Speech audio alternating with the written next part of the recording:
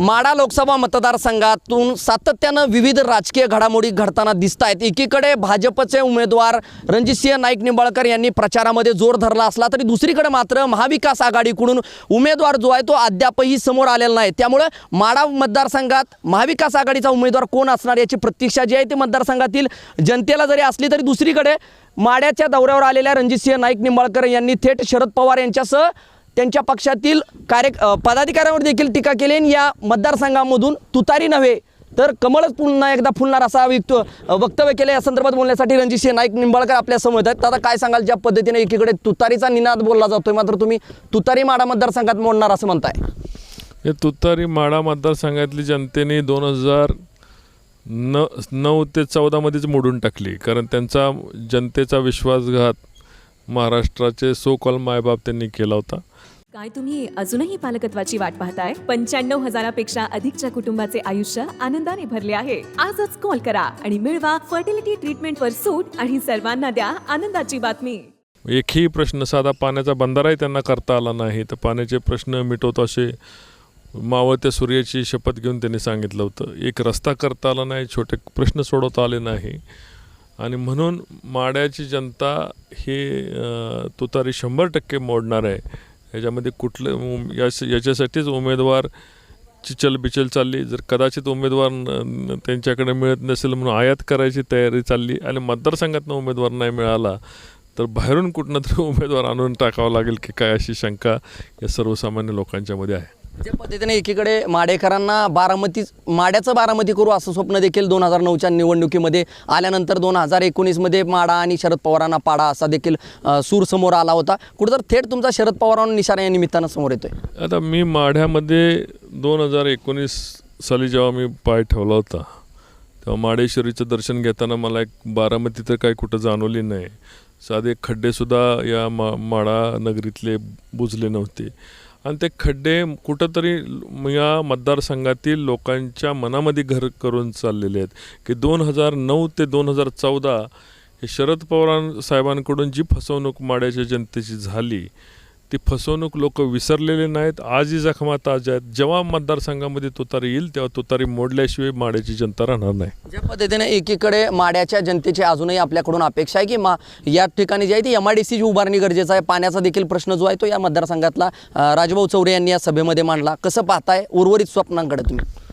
माढ्याच्या जनतेचे पाण्याचे प्रश्न 100% मार्गीला लागले जातील। MIDC सारखा प्रश्न हातात घेतलं आणि त्याला पेलणं हे आव्हान आहे, आणि मला निश्चितपणे या ठिकाणचे लोकप्रतिनिधी आदरणीय बबनदादा शिंदे त्यांची साथ लागणार आहे, कारण औद्योगिकरणाचं मोठं स्वप्न या माढ्याच्या जनतेने बघितलेले, आणि ते पूर्ण करण्यासाठी जे काही शर्तीचे प्रयत्न आम्हाला दोघांना मिळून करावं लागतील ते आम्ही नक्की करू। विजयसिंह मोहिते पाटील जे की राज्याचे उपमुख्यमंत्री आहेत त्यांची ठोस भूमिका असायची की कृष्णा भीमा स्थिरीकरण योजना मार्गी लागली पाहिजे, मात्र ती योजना कुठं तर मार्गी लागलेली नाही। कुठं मोहिते पाटलांचं स्वप्न निंबाळकर पूर्ण येत्या काळात करतील असं वाटतंय का? आदरणीय विजयसिंह मोहिते पाटील हे राज्यामधलं फार मोठं नेतृत्व, अनेक 50 वर्ष राज्याची सत्ता, आणि त्यांच्या काळामध्ये त्यांनी शरद पवार साहेबांकडे याची कृष्णा भीमा स्थिरीकरणाची मागणी केली, पण आदरणीय विजयदादांनी ती मागणी केली, आणि विजयदादांचं नेतृत्व मोठं होऊ नये म्हणून त्याला केराची टोपली त्या काळामध्ये दाखवली, आणि त्या काळात ती योजना 3-4 हजार कोटीमध्ये झाली असती। त्याला लवादाच्या अडचणी नव्हत्या। आता लवादाच्या अडचणीने योजनेचा एवढा आवाढव्य खर्च पाहिल्यानंतर ती योजना साकारणं सत्यात होणार नाही आहे। या नीरा नदीत पाडलेल्या बोगद्यामधून पाणी आपण उजनीमध्ये देऊ शकतो, आणि केवळ 120 किलोमीटरचा मागचा बोगदा पाडून त्याला 5-6 नद्यांचं पाणी आणून जोडलं तर ही योजना ही 15 ते 20 हजार कोटीमध्ये होऊ शकते, आणि ते केवळ पाणी आता कोणाच्या हातात शिल्लक राहिलेलं नाही। ज्या वेळेस नद्यांना पूर येतो त्या पुराचं पाणी तिथून डायव्हर्ट करून ह्या उजनीमध्ये त्याचं पुनर्भरण करणं हे गरजेचं आहे।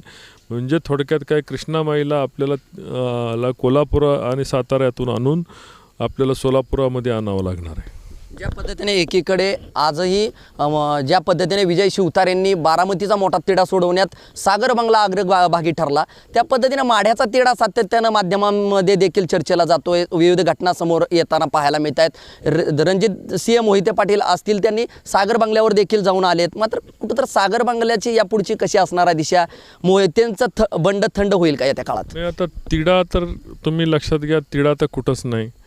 माढ्याच्या मध्ये भारतीय जनता पार्टीने भूमिका स्पष्ट केलेली आहे. पहिल्या यादीतच रणजितसिंह नाईक निंबाळकरांचं आव्हान या ठिकाणी त्यांनी माढ्यामध्ये दिलेलं आहे.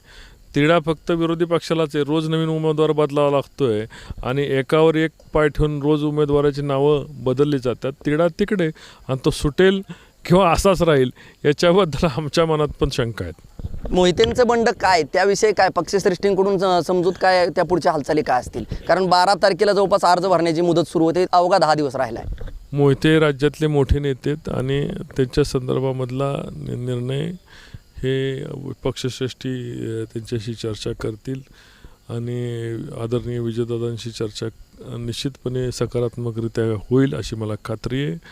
आणि निश्चितपणे ते त्यांच्या ज्या सर्व मागण्या होत्या त्या सर्व मागण्याला सरकारने सकारात्मक साथ दिलेली आहेत. मग माढातल्या असू द्या, माळशिरस तालुक्यातल्या असू द्या किंवा वेगवेगळ्या योजना असू द्या किंवा त्या साखर कारखान्याच्या अडचणी असू द्या किंवा विधान परिषदेचं सदस्यत्व आदरणीय मोहिते पाटील रणजितसिंह मोहिते पाटलांना देणं, भारतीय जनता पार्टीने अतिशय सकारात्मकरित्या विजयसिंह मोहिते पाटलांच्या कुटुंबाकडे बघितलेलं आहे. आणि त्या असं असताना मला वाटत नाही की एवढा सकारात्मक प्रतिसाद दिल्यानंतरसुद्धा विजयदादांचे कुटुंबीय भारतीय जनता पार्टीला जेव्हा त्यांची आवश्यकता आहे तेव्हाच ते विरोधी भूमिका घेतील. ज्या पद्धतीनं आपण पाहतो की येत्या काळामध्ये जे आहे ते महाविकास आघाडीचा उमेदवार जो आहे तो माढा मतदारसंघामध्ये समोर येणार आहे. यामुळे यावर थेट जे भाष्य आहे ते भाजपचे उमेदवार रणजितसिंह निंबाळकर यांनी केलं. येत्या काळात महाविकास आघाडी असो किंवा शरद पवार गटाला जो आहे तो उमेदवार आयात जरी करायची वेळ आली तरी रणजितसिंह निंबाळकर सज्ज आहे आणि येत्या काळामध्ये या निवडणुकीमध्ये निश्चितच तुतारी जी आहे ती मोडल्याशिवाय राहणार नाही असा ठोस आत्मविश्वास जो आहे तो रणजितसिंह निंबाळकर यांनी TV9शी बोलताना व्यक्त केला आहे. कॅमेरा पर्सन रणजितसह मी संदीप शिंदे, TV9 मराठी, माढा, सोलापूर.